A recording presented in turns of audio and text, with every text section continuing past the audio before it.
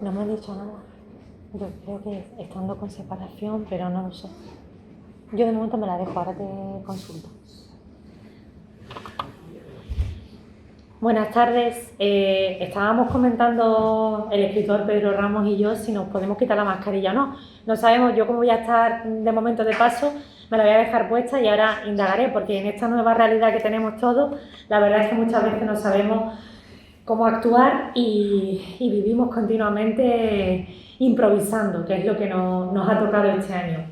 Quisiera comenzar, como siempre, agradeciendo al Museo Carmen Thyssen el habernos acogido esta tarde en este magnífico salón, que tiene un aforo de 80 plazas, pero que por culpa del maldito coronavirus pues se reduce a 20. Y lo digo porque han sido muchas las personas que se han quedado esta tarde y mañana por la tarde sin poder asistir al seminario La Nube. Pero en especial esta tarde, por un motivo de sobras conocido por todos, y es que hemos querido rendirle un pequeño homenaje a Pablo Aranda. Y digo pequeño homenaje porque Pablo se merece un homenaje mucho más grande y estoy segura y convencida de ello, que en cuanto salgamos de esta y podamos reunirnos muchas personas, conseguiremos hacer un homenaje a la altura que se merece Pablo, porque con todos los que somos los que lo queríamos y lo admirábamos, llenamos no solo un auditorio del Carmen Thyssen, sino llenamos el Palacio de Congreso. Estoy segurísima de ello. También quiero agradecer al Centro Cultural Generación del 27 la colaboración, que ya este año es nuestro tercer año en el que colaboramos en el Seminario La Nube, que este año nos han regalado además una preciosísima edición de un texto muy singular, un texto inédito de Rafael Pérez Estrada, que mañana presentaremos y podréis ver todo, que se llama Bacanal con V. Los que estéis mañana por aquí sabréis por qué se llama Bacanal con V. También quisiera agradecer a los asistentes, a todos los que están aquí y a todos los que no han podido venir y han mostrado su interés, porque con vuestra fidelidad y con vuestra continuidad hacéis que lo que hacemos dentro de la cultura, y hablo por todos los que hacemos cultura en esta ciudad tan llena de eventos culturales, vuestra responsabilidad y vuestro compromiso hace que tenga sentido todo lo que hacemos. Y por supuesto a los ponentes que nos van a acompañar a lo largo de esta tarde y de mañana en este quinto Seminario La Nube. El Seminario La Nube lo impulsó la anterior gerente de la Fundación, Silvia Grijalva, y versa sobre la imaginación creadora. Cada año lo abordamos de diferente tipo.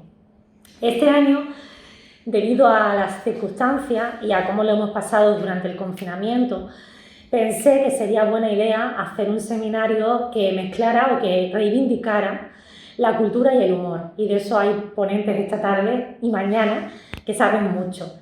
La importancia del humor como forma de mirar el mundo desde una perspectiva más irónica, de una perspectiva satírica, una forma de contar y de criticar con inteligencia la realidad. Y cuando pensé en humor, en cultura y en Málaga, pues evidentemente dos nombres vinieron a mi mente. Uno, Rafael Pérez Estrada, de cuya fundación tengo la fortuna de dirigir o de ser la capitana de barco en este caso, y el otro, el de Pablo Aranda. Hablé con Pablo allá por el mes de abril, mayo, y le dije que estaba pensando hacer el seminario ese año dedicado al humor, le parece una idea fantástica y lo quería como ponente, evidentemente como ponente estrella. La vida, y de eso lo saben mejor sus familiares que están aquí esta tarde, nos lo arrebató a todos, a ellos más, pero a todos nos lo arrebató un poquito. Y entonces dudé si seguir adelante con el seminario o no, puesto si se me caía la estrella principal y el escritor que mejor escribe con ese humor tan delicado y tan sutil, pues no sabía si iba a tener sentido o no. Pero luego pensé que a Pablo le hubiera gustado que lo celebráramos y por eso fue la decisión de seguir adelante y de convertir la primera tarde en un homenaje a Pablo Aranda. Y como decía antes, es un pequeño homenaje, porque Pablo se merece mucho más. Yo soy una institución muy pequeñita, pero me comprometo a hablar con otras instituciones que sé que van a apoyar ese proyecto y que cuando podamos haremos algo muy grande. Por eso, hoy hablaremos de Pablo, de su faceta como escritor, como narrador, como columnista y de Pablo, el Pablo más íntimo, el Pablo que conocen amigos de la talla de Antonio Soler, con quien charlaré después de esta mesa. Así que, sin mucho más que añadir, os dejo ya con la primera mesa. Iremos subiendo y bajando por esto de las distancias y de no poder estar más de 3 en una mesa. Os dejo con la mesa titulada Contar la vida, periodismo y literatura, en el que van a intervenir primero Rocío Peñalta Catalán y luego Antonio Javier López, y que va a estar moderada por Pedro Ramos. 3 personas que lo conocieron, lo quisieron, lo admiraron y que creo que son 3 nombres esenciales para poder hablar, para empezar a hablar esta tarde de Pablo Aranda. Muchas gracias.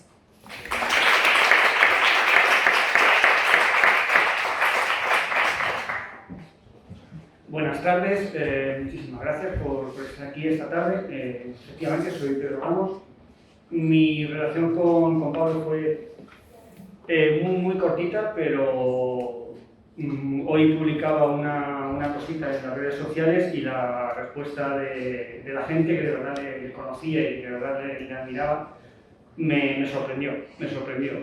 Muchísimas gracias por estar aquí y voy a dar paso a la primera ponente, que es Rocío Peñalta Catalán. Dice su biografía oficial que Rocío Peñalta Catalán es licenciada en Teoría de la Literatura y Literatura Comparada, doctora en Estudios Literarios por la Universidad Complutense de Madrid. Actualmente es profesora del área de Literatura Española de la Universidad de Málaga. En 2018 obtuvo el Premio Málaga de Investigación en la categoría de Humanidades con su trabajo Escribir desde la periferia, sobre identidad y género literario en la obra de Pablo Aranda. Junto con su producción académica, también es autora del libro de creación Andar por casa, Cuadernos del Laberinto, 2013. Esto es lo oficial. Ahora yo te voy a contar una historia. Imagínense, año 2000, una chica de unos 20 años aproximadamente se queda en casa. No va con sus padres a la Feria del Libro de Málaga. Sus padres se van a la Feria del Libro de Málaga y vuelven con 2 libros.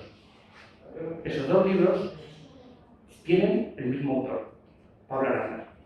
Esa chica de 20 años, que no ha ido a la Feria del Libro de Málaga, lee esos libros y queda prendada. En uno de esos libros hay un correo electrónico. Esa chica de 20 años escribe un correo electrónico sin saber si ese escritor le va a contestar. Le contestó. Empezó una amistad. Empezó lo que tenemos hoy aquí. Una historia que a mí también me sobrecoge. Rocío, todo tuyo. Muchas gracias. Bueno, muchas gracias a todos por estar aquí. Es muy triste que tengamos que estar reunidos por este motivo, pero me parece muy bonito que podamos hacerle un homenaje de este tipo a Pablo Aranda. Y quiero agradecerle especialmente a Ana Cabello que me haya invitado, porque me hace mucha ilusión estar aquí defendiendo un título que el propio Pablo me dio, que es el de mayor experta mundial en su obra. No es que haya mucha gente más que lo estudie, pero él me dio ese título, así que yo vengo a reivindicarlo. Y bueno, he titulado mi intervención Un Pablo, que son muchos Pablos, haciendo un poco el mismo juego que él hace con sus personajes, que continuamente los duplica, los escinde, etc. Como no tengo mucho tiempo, voy a explicar algunos aspectos que me parecen especialmente representativos de su obra, pero sobre todo voy a poner muchos ejemplos de sus textos, porque me parece que el mejor homenaje que le podemos hacer a Pablo es leerlo, precisamente. Entonces, bueno, voy a ir proyectando en la pantalla los textos a los que me refiero para que los vayamos viendo. Entonces, en primer lugar, voy a hacer un pequeño repaso por su obra para que tengamos una visión de conjunto de su escritura. Luego voy a destacar 3 aspectos que me parecen fundamentales de su narrativa. Y, por último, quiero ejemplificar cómo él emplea esos recursos para generar el humor, puesto que el seminario trata del humor y que Pablo pues, es especialista en crear escenas hilarantes. Así que bueno, para empezar, aquí tenemos una pequeña cronología de su obra.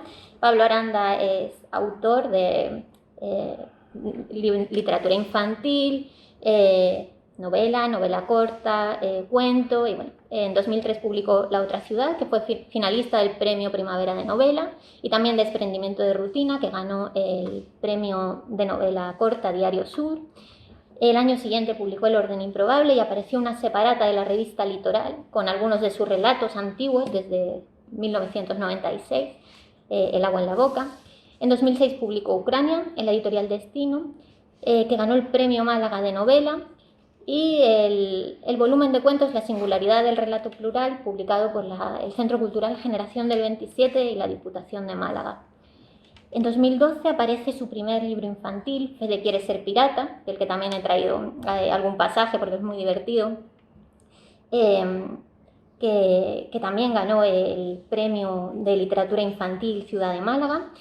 En 2013 tenemos Los soldados, en la editorial El Aleph. En 2014 El colegio más raro del mundo, también protagonizado por Fede, también de literatura infantil. En 2015 El protegido, en la editorial Malpaso. En 2017 publicó una guía de viajes para niños, muy curiosa, muy bonita, ilustrada, de viaje por el mundo, en la editorial Anaya. En 2018 apareció su última novela, La distancia, en Malpaso. Casas del mundo, que también son libros de viajes, cuentos de viajes infantiles, y Borrasca en los Ozores, que es una novela corta publicada por Ediciones del Genal y Mitad Doble, que apareció con motivo de la Feria del Libro de Málaga de ese año. En 2019 ganó el premio Las Dalias en Ibiza con su cuento Sánchez, que se publicó en la revista del mismo nombre, Las Dalias. Y por último, en 2020 tenemos su último libro infantil, Las gafas azules, y una historia de amor que apareció en la colección Libros sobre ruedas, que publica la empresa municipal de transportes, los que se reparten en el autobús. Me consta que no iba a publicarse, que aparecería en noviembre, pero a modo de homenaje se adelantó su publicación a septiembre. Pablo Aranda, y yo creo que en esto todo el que lo haya leído estará de acuerdo conmigo, tiene un estilo muy característico, tiene una voz propia, por decirlo con una expresión un tanto tópica. Si se ha leído a Pablo Aranda y se lee algo de Pablo Aranda, se sabe que eso lo ha escrito Pablo Aranda. Y aparte de por su talento natural para crear personajes o para expresar conflictos que todos vivimos de un modo u otro, creo que hay 3 técnicas literarias que lo caracterizan especialmente, y a esas me gustaría referirme. En primer lugar, los personajes. Sus novelas son novelas de personajes. Muchas veces apenas hay acción. Lo importante es los sentimientos de los personajes, sus problemas, sus inquietudes, las casualidades que ponen en relación unos con otros. Además, son personajes antiheroicos, digamos. Luego profundizaré en esta idea. En segundo lugar, el monólogo interior y el flujo de conciencia. Todos estos conflictos que viven los personajes, todas estas preocupaciones, miedos, inquietudes, se reflejan a través del monólogo interior, ¿no? La acción, las relaciones, todas van construyéndose mediante este recurso. Y en tercer lugar, el juego con las dobles identidades. Hay muchos personajes que se llaman igual que otros, un mismo personaje puede tener varios nombres, cada uno se cuestiona su identidad, cómo se muestra ante los demás, cómo es realmente. Los personajes se desdoblan, se reflejan en los espejos, les gusta mirarse en los espejos y reconocerse o no reconocerse, gustarse más o menos. Y de ahí he tomado el título de Un Pablo, que son muchos Pablos, porque sus personajes son uno y muchos, y en realidad todos somos uno y muchos. Y ese es el tercer elemento que me gustaría destacar. En cuanto al primero de ellos, los personajes, como ya he indicado, son el núcleo fundamental de sus novelas. Y hay una expresión que Alfredo Brais Echenique utiliza para referirse a los personajes del cuentista peruano Julio Ramón Ribeiro, y que yo creo que muy bien podría aplicarse a los personajes de Pablo Aranda. Y dice Echenique sobre Ribeiro que da voz a aquellos que han sido expulsados del banquete de la vida. Y me parece que Pablo Aranda hace eso. Los personajes de Pablo Aranda son personajes desarraigados, pertenecen muchas veces a minorías, son excluidos, no han alcanzado el éxito ni en su vida personal ni en su vida laboral. Son antiheroicos totalmente. Y eso precisamente es lo que los hace peculiares, porque no son para nada lo que esperaríamos del héroe novelesco. Es una característica muy propia de sus personajes y que además nos permite identificarnos con ellos, porque son personas de a pie, como nosotros, que tenemos nuestros problemas, nuestras preocupaciones, nos cuesta llegar a fin de mes, no logramos prosperar en el trabajo. Y tengo aquí una cita de José Garriga Vela, que me parece que lo explica muy bien. Dice él sobre los personajes de Pablo Aranda, dice: los héroes y las heroínas de sus novelas tratan de amoldarse al mundo que les rodea. Los personajes de Pablo Aranda son de carne y hueso. Hablan con palabras normales, les suceden las mismas cosas que nos podrían ocurrir a cualquiera de nosotros.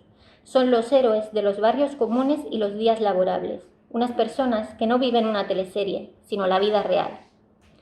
Y bueno, el propio Pablo en algunas declaraciones, en entrevistas, ha dicho que con sus personajes trata de salirse del perfil del integrado, ese hombre blanco, heterosexual, con familia, con estudios, y él prefiere esos personajes desarraigados, al margen.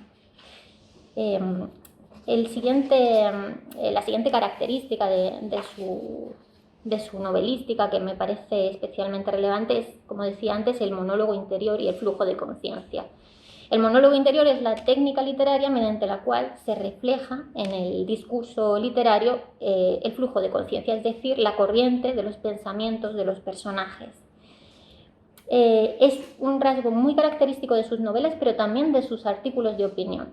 Ese flujo de conciencia que nos hace asociar ideas aparentemente dispares está muy presente también en sus artículos de opinión. A veces hace asociaciones descabelladas, saltando de un tema a otro, pero al final todo entra dentro de una lógica interna, y es muy curioso la manera en que lo hace. Y para ejemplificar he traído un ejemplo de Fede quiere ser pirata, en el que sin apenas mediación del narrador, se mete en la mente de Fede, de un niño de 5 años, y nos transmite sus ideas. Precisamente me parece un buen ejemplo de cómo va saltando de una idea a otra. Dice: no es fácil ser pirata. Vale que seas un pirata completo y así no tengas que esperar a que se te caiga una pierna o un brazo o un ojo. Pero necesitas un barco de verdad, grande, que flote. Un barco en el que se suba la gente completa y flote. Aunque los barcos piratas son más veloces porque sus tripulantes pesan menos que los marineros de otros barcos. Un pirata sin una pierna pesa menos que un marinero con las 2 piernas. Lo que pasa es que si el pirata cojo tiene un loro en el hombro, pesa lo mismo que el marinero de las 2 piernas. Un loro pesa lo mismo que una pierna. Los loros hablan, y las piernas no, pero algunos pies cantan, como los de los piratas. Los piratas cojos van juntos a comprar calcetines y pagan a medias. Luego se reparten los calcetines y nunca se los cambian. Cuando los calcetines se les rompen, entonces van y compran otros. Los pies de los piratas sudan. Los pies que conservan, los pies que les faltan no sudan. Y después cantan, o sea, apestan. ¡Puah! No hay olor más horrible que el del pie de un pirata. Los pies de los marineros que tienen 2 piernas también sudan. Pero los marineros se los lavan por la noche antes de acostarse. El agua del cubo donde los marineros se han lavado los pies es oscura. Otro asco. Los marineros vacían el cubo por la borda y el agua cae al mar y se creen que eso está bien. Pero los peces que estaban nadando tranquilamente por allí se ponen a toser del asco y tienen que subir a la superficie del agua para sacar su cabecita. Lo malo es que entonces los pescan, y lo peor de todo es que cuando ponen el pescado a la plancha y un marinero va a comérselo, el pescado le sabe a queso. Y el marinero cochino que se lavó los pies y echó el agua por la borda dice: anda, ese sabor me suena. Y es que ese sabor es el de sus pies, que ahora están limpios, pero que antes estaban sucios. Hay niños y niñas que quieren ser piratas, como Fede y Marga. Hay otros que no quieren ser piratas, pero no hay ninguno que quiera ser el calcetín de un pirata cojo. Eso es lo peor del mundo. Como los piratas cojos no se cortan las uñas del pie que tienen, del pie que no tienen no hay que cortar las uñas, a los calcetines enseguida se les hacen agujeros. Y eso es bueno, porque corre el aire y refresca los pies. Aunque siguen oliendo a queso, no es lo mismo el olor del queso de cabra que el de vaca. Y el olor de queso de cabra podrido, ni te cuento. No vale poner que lo peor del mundo es ser el calcetín de un pirata cojo, porque eso ya lo he dicho yo. En algunos casos, el monólogo interior se aproxima al soliloquio, que es un tanto más estructurado porque se dirige a un público implícito, como sucede, por ejemplo, en El colegio más raro del mundo, donde hay un soliloquio constante de Fede que se dirige a un público imaginario que no es otro que el conjunto de los lectores del libro. Y también sucede así, por ejemplo, en Borrasca en los Ozores, donde Emilio, el protagonista, tiene la costumbre de grabar sus pensamientos en una grabadora, de manera que ese soliloquio se dirige a sí mismo. Esta focalización interna en los pensamientos de los personajes muchas veces nos permite reconstruir el conjunto de la historia. Pablo Aranda se va focalizando en cada uno de los personajes, a veces nos cuenta incluso la misma escena desde distintos puntos de vista, y estos monólogos interiores funcionan como las piezas de un puzzle, de manera que es el lector el único que, al tener acceso a esos pensamientos, acaba sabiendo lo que ha sucedido realmente o conociendo el argumento completo, mientras que los personajes solo tienen una visión parcial. Por eso el monólogo interior es fundamental en la construcción de las tramas de las novelas. Y el tercer rasgo al que me refería antes es la duplicidad de los personajes. En sus novelas suelen existir personajes que comparten el mismo nombre o que tienen más de una identidad, ya sea porque se los conoce por distintos apodos o sobrenombres, o incluso porque su trabajo, como sucede en La distancia, les obliga a representar distintos papeles, a llevar pues, dobles identidades. Como ya decía, el monólogo interior precisamente permite acceder a estos conflictos de identidad de los propios personajes, como sucede en este ejemplo de El orden improbable, donde la protagonista Nuria pues, se siente agobiada por ir perdiendo autenticidad, ¿no? como podéis ver en esa cita, y habla de otra Nuria que habita dentro de ella, la otra Nuria. Pero no siempre esta duplicidad es vista de manera negativa. Por ejemplo, en Borrasca en los Ozores, Emilio, el protagonista, decide llevar una doble vida. Dice, la doble vida, no se puede alargar la vida, pero sí ensanchar. Vivimos mirando al frente, sin darnos cuenta de que el futuro lo tenemos a los lados.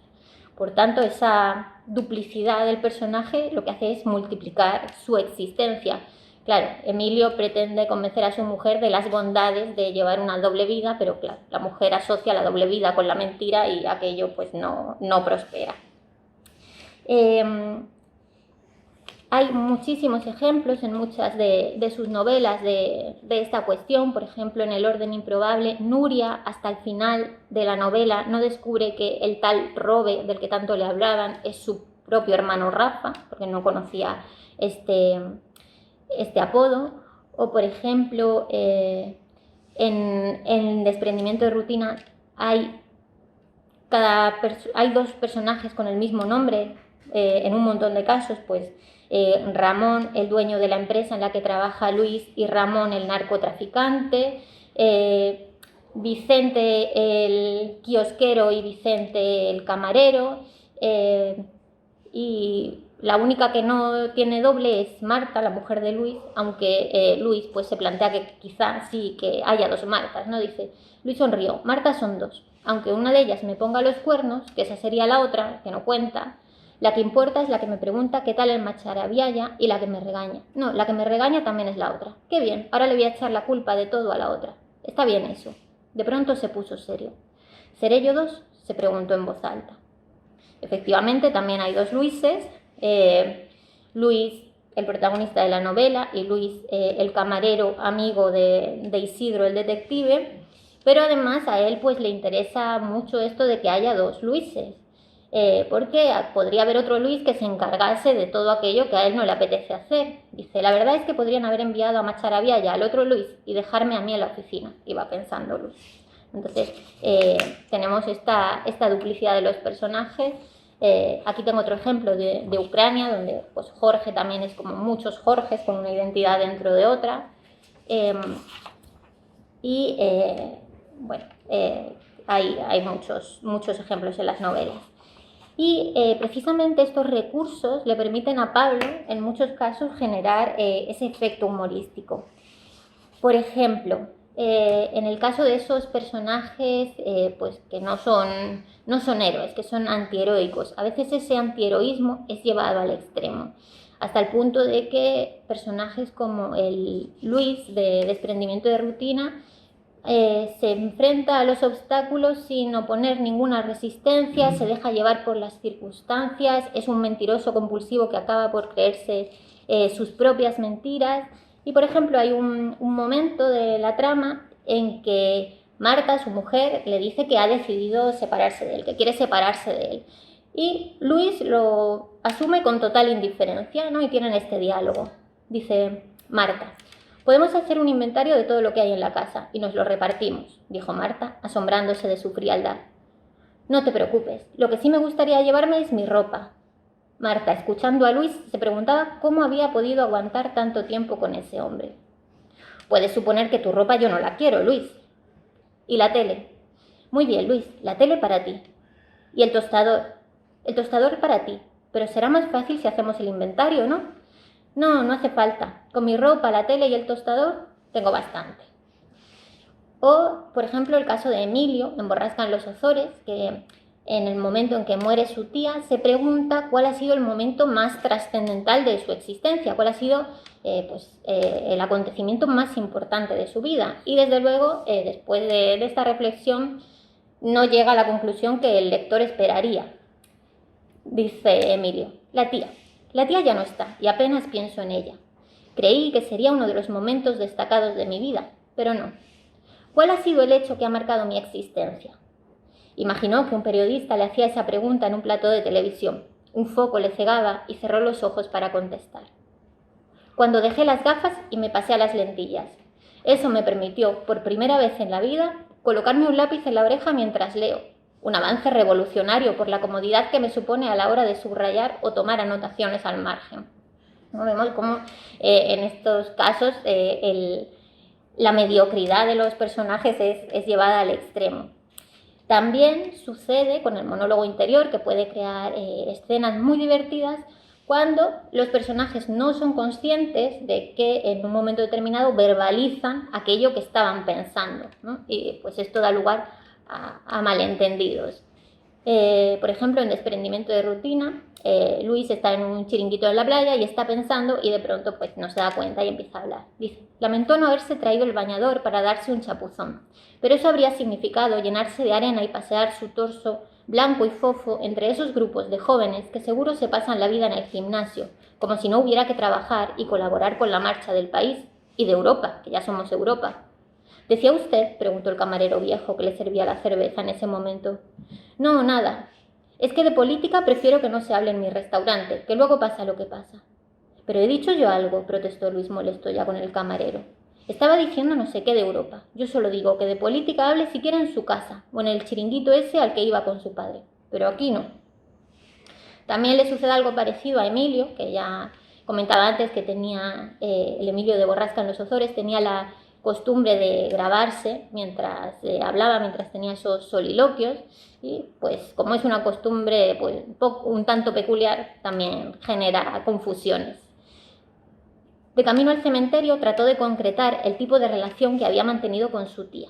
Una relación no demasiado estrecha, sin duda, pero ¿qué más?, preguntó, y estuvo tentado de sacar la grabadora de la guantera, aunque el recuerdo de la última multa le persuadió de hacerlo. Agente, le repito que no hablaba por el móvil. Lo hacía conmigo mismo, estaba grabando reflexiones, había protestado. Si paga antes de 10 días, se ahorrará el recargo.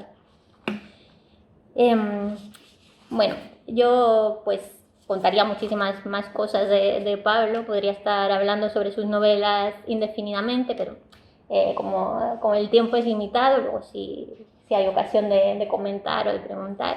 Simplemente espero que os haya gustado, que si no habéis leído a Pablo os animéis a leerlo porque de verdad es maravilloso, y si lo habéis leído incluso a releerlo porque cada lectura descubre nuevos matices y detalles. Así que nada, muchas gracias.